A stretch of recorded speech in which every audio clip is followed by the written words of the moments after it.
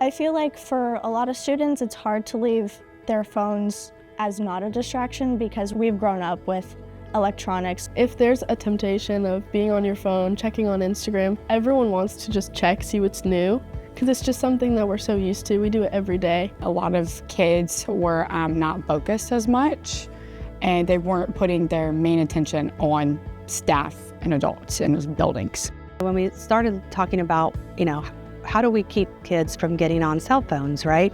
It's very tempting when it's in your bag and it vibrates every so many minutes. We can say no cell phones, but how do we go about making sure that there aren't any cell phones? And some of our local districts have been implementing yonder bags. So we did some research. We had some teams of people going over to look at and talk to Fairborn what they did with yonder bags.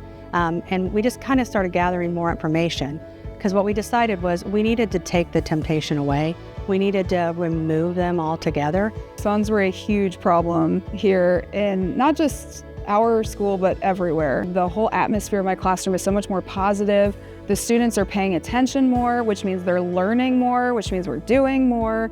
I'm not only seeing that, I'm also seeing a vast improvement in grades because they're actually paying attention. The grades are improving. It's just this positive snowball effect. In years past, students would get so caught up in a text message they got, a post that was made, a picture that was sent, that they just completely shut down and they don't do their work.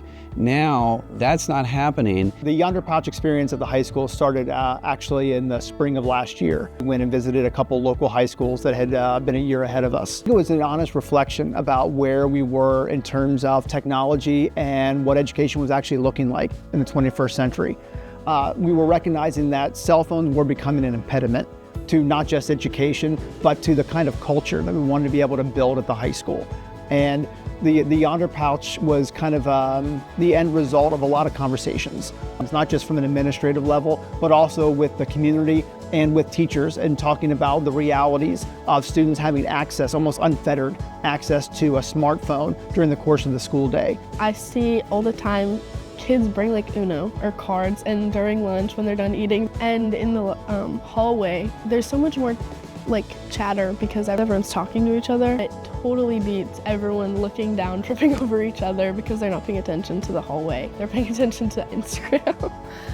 The Ohio legislature and Governor DeWine kind of mandating that schools need to be able to have more strict policies about cell phone usage during the school day. That this allowed us to be able to really explore the Yonder bag as an opportunity to be able to not just fulfill the law, but also be able to meet the needs of our students in our community. It's almost like a detox. Students started to see that they didn't need their phones for school, and that they had more socialization and more opportunities with peers, right? And some of them have even said they've learned more because they're more focused in class.